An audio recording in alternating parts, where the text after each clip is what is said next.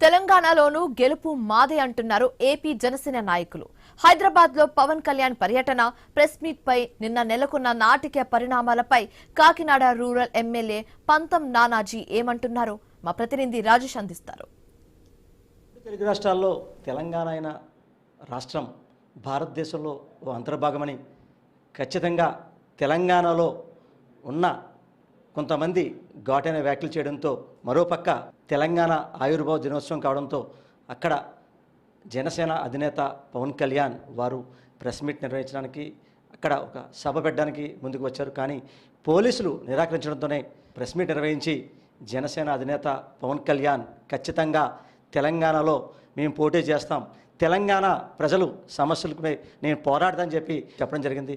అసలు తెలంగాణపై ఎన్నికల సమరం ఏ రకంగా అన్న దానిపై వారు మాట్లాడడం జరిగింది.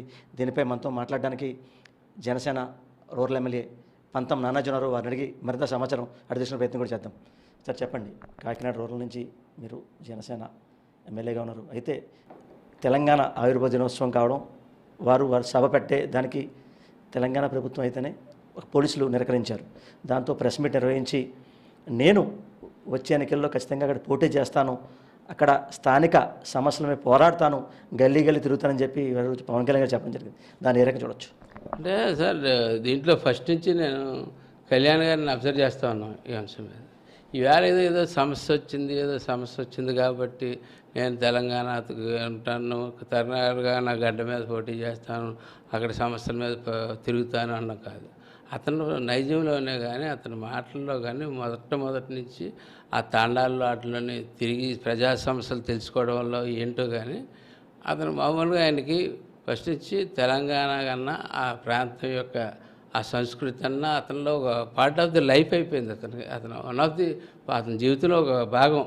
ఆంధ్ర ప్రాంతానికి చెందిన వ్యక్తి అయితేనేటి ఇది అంటే రాజకీయ కారణాల వల్ల రాష్ట్రాలు వెళ్ళిపోతూ ఉంటాయి. ఎక్కడో మద్రాసులో తంతే 5 రోజులు పడ్డాం, అక్కడి నుంచి కర్నూలులో పడ్డాం, కర్నూలు నుంచి 5 రోజులు వచ్చాం, హైదరాబాద్లో ప్రజలందరికీ కలిసి ఉండాలని కోరుకున్నా సరే పాలకులు అవేళ విడదీసేయడం జరిగింది. ఆ పాలకులు దానికి తగ్గ పనిష్మెంట్ అనిపించారు. అది పక్కన పెడితే అంశం పెడితే పవన్ కళ్యాణ్ గారి వరకు అయితే చూస్తే ఆయన రెండు ప్రాంతాలని ఎప్పుడు కూడా ఒకలాగే చూస్తాడు.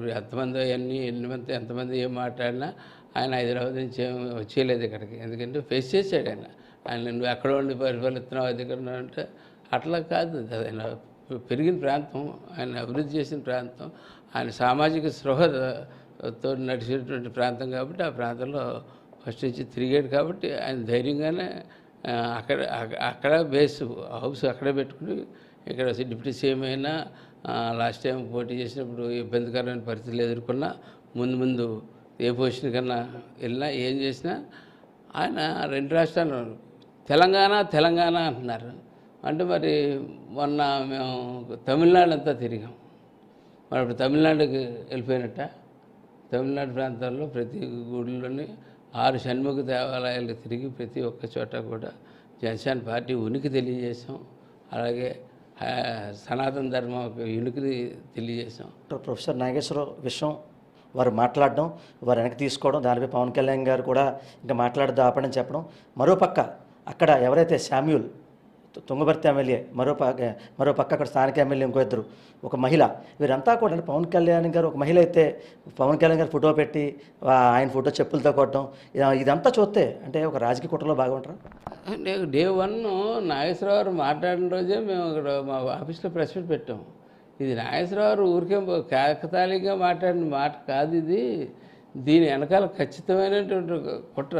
ఎందుకంటే భారతీయ జనతా పార్టీతో అలయన్స్ ఉండి ఎన్డీఏలో ఒక పవర్ఫుల్ లీడర్గా, ప్రజాకర్షణ గల నాయకుడిగా, ఒక మంచివాడు, ఒక నలుగురికి సహాయం చేసి మంచిగా ఉన్నాడు. అంటే అతని మీద అతని భూమి ఏదో హైడ్రా అంటే సీఎం పేరు చెప్తారు లేదు నాకు తెలియదు, కానీ రంగనాథ్ గారి పేరు చెప్తారు. హైడ్రా అంటే హైడ్రా రంగనాథ్ అంటాడు.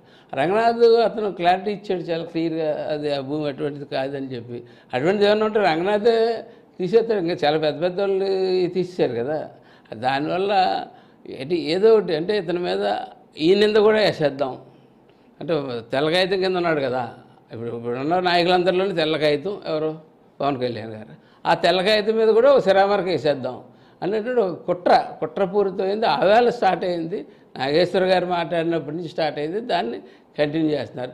తెలంగాణ సంబంధించి అక్కడ చెరువు ఏవైతే ఉందో లేక్ కబ్జా చేశారు, అక్కడే ఫామ్ హౌస్ కట్టారని చెప్పి పక్క వారు చెప్తుంటే ఈ పవన్ కళ్యాణ్ గారు అది ఖచ్చితంగా నిరూపిస్తే నేను వెనక్కి తిరిగి రాస్తానని చెప్పి వారు చెప్పడం జరిగింది. దాన్ని చూడవచ్చు.